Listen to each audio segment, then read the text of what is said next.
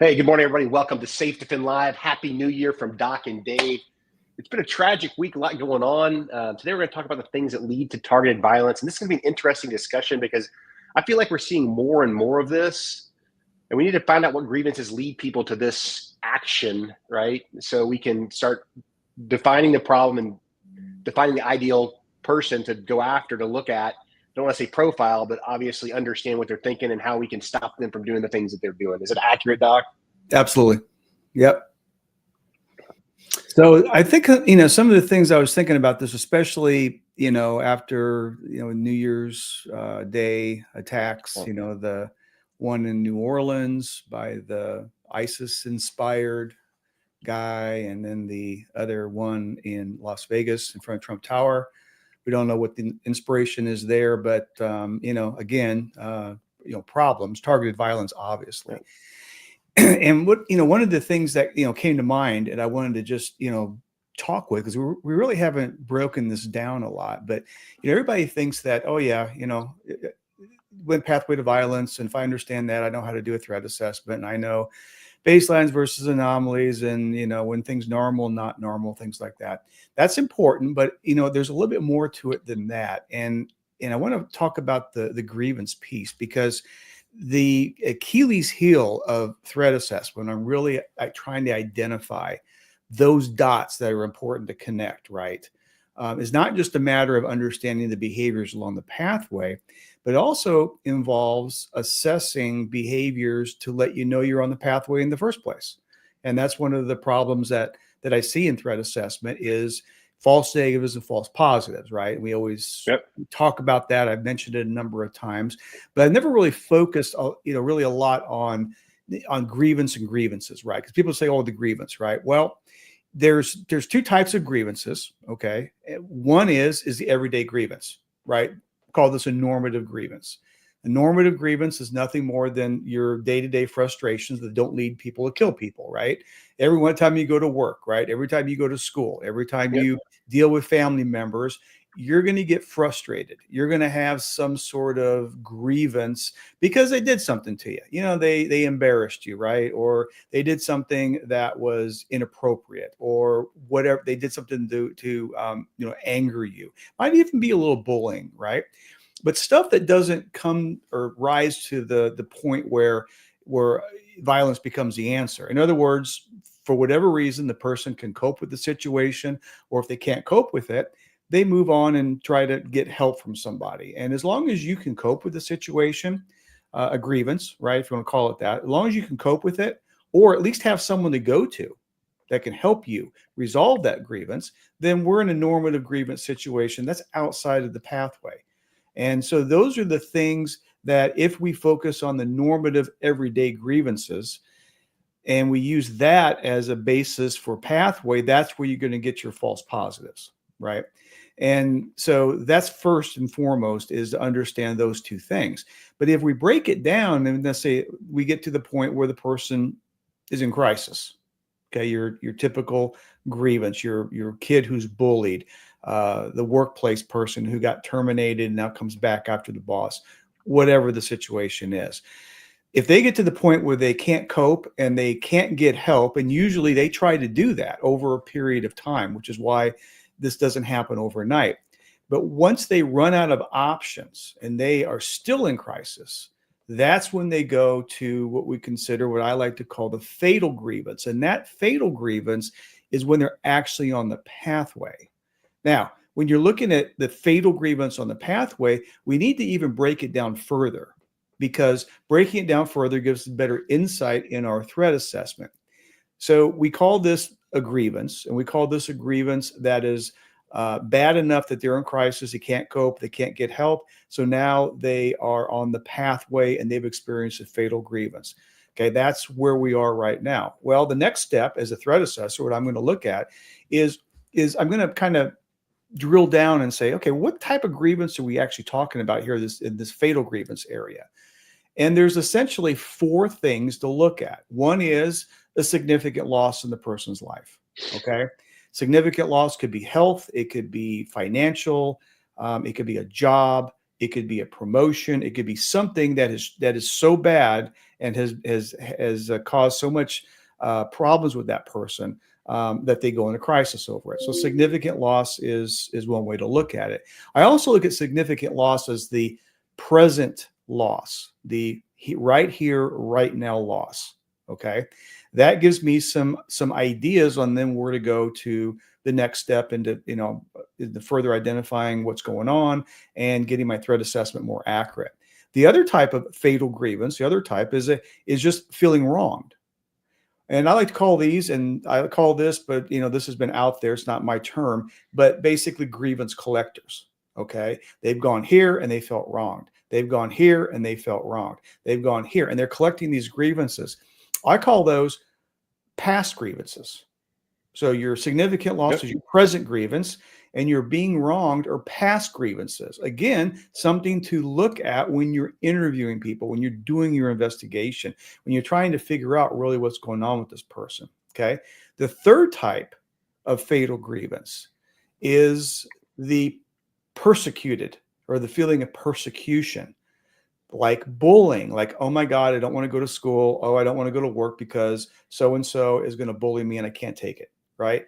I consider that a future focused grievance from the perspective of that person.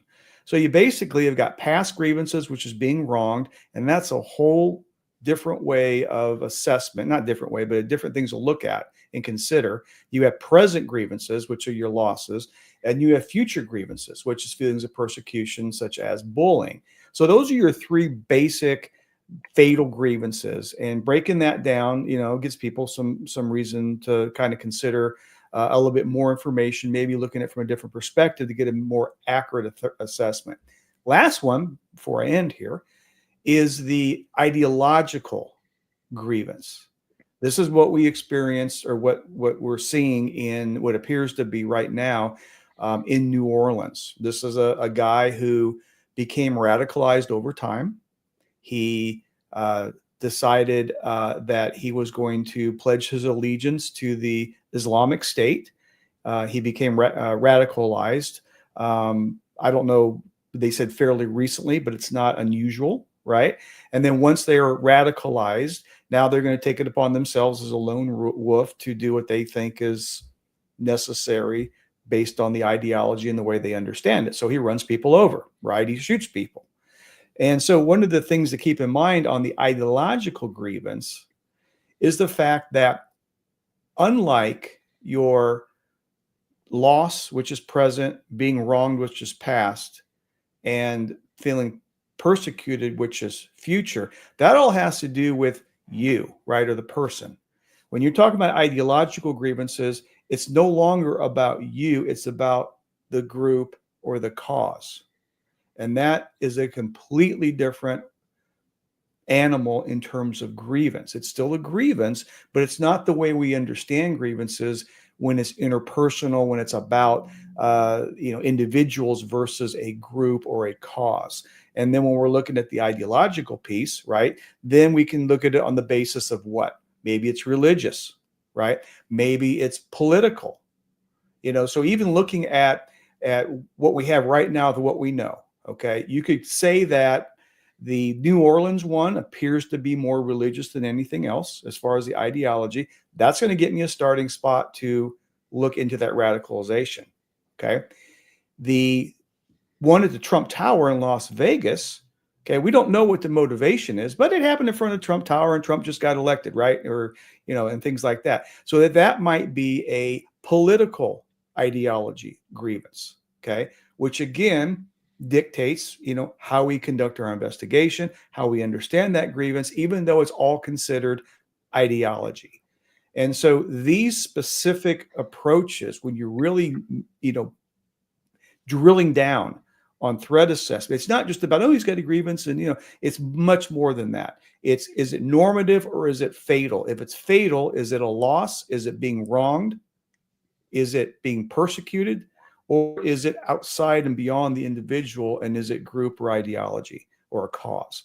And so those are things to think about if you are on a threat assessment team, if you're putting together some sort of policies and procedures in your investigative processes as a threat assessor, that it's much more than just saying, hey, the person has a grievance. If that's all that, if that's shallow, and if that's all the further we go, I'll almost guarantee you're going to have false negatives and false positives. Why do you think we're seeing so many more incidents? It seems like they're getting closer and closer together in time frame. I mean, what's driving the radicalization or the pathway to violence for people to actually go out and act out? It seems like there's more now than there ever have been. Am I wrong about that? No, you're not. And there's really, I can't give you like a scientific empirical answer, but I can give you one just experience, right? The thing that's different now is that first, there is much more polarization. Yep. Okay. And that polarization then leads to, of course, more violence and more frustrations and everything like that. But even looking at it a little bit broader than that, for me, I think that it's just the availability of information, instant news.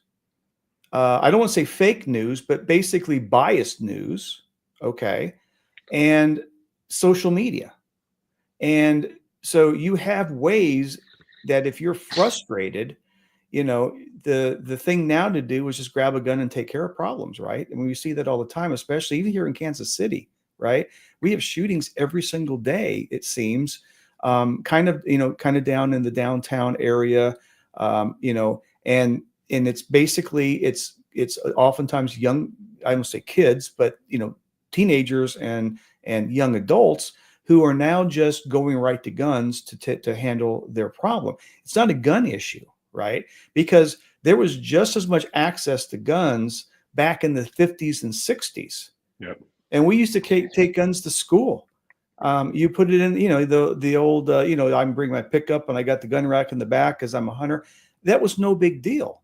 So it's not really about the gun. It's about the polarization. I think it's about misinformation. I think it's about the instant, round the clock news that changes all the time. I think it's the bias in the news, because if all you look at is Fox News, or all you look at is MSN, or all you look at is BBC or whatever, and you don't look at other ways to look at the same problem, then you're bombarded, and then again, it just feeds into whatever your potential grievance, that then grows to the fact that I'm going to take it on myself to, go jump in a car, put an ISIS flag on, or a truck, and run people over. Right. So I don't see it as any, one thing. I just think that, the social media thing, the ability to go and research these things, the ability to get that information, and the ability to get it now 24 hours a day, is really what I see as the big difference between now and the few ones, or the ones that doesn't seem to be quite as frequent, that we had, in the 50s, 60s, and 70s, even starting with, 1999 with Columbine. Now, there were many shootings and school shootings and things that happened before Columbine, but that was the one that was kind of the watershed moment. That was the one that got everyone's attention, right? Yep. And if you look back at those times, this is when the internet really started to get going. The social media started to get going. So I guess in answer to your question, I mean, I can't prove this, but it's just what I'm seeing in terms of when you ask that question, why now, and how different it is from in the past, especially like when I grew up. Yeah, I think access to information and immediate news feeds has definitely changed the way we look at things. We form opinions faster without facts. I think we all owe it to ourselves and to our children to teach them to be disciplined in what they do, to get multiple sources for anything. Don't believe everything you hear on Twitter. And my kids do it all the time. Dad, this is on Twitter. I'm like, okay, bud, let's look at this and let's walk through it, because that's probably not the full truth. But I appreciate your enthusiasm about the sporting event or whatever. So it happens all across the board. I think the big thing we need to talk when we talk about prevention is, let's make sure we're identifying the right things. If you see people in trouble or in need, make sure you're taking care of them, be a good human being.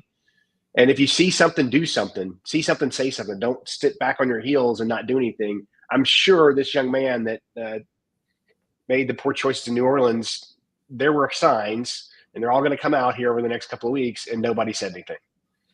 Right. As is usually the case. So with that, I wish you all guys a happy new year. For this episode of SafeDefend Live, Doc and Dave, we are out of here. Have a great day.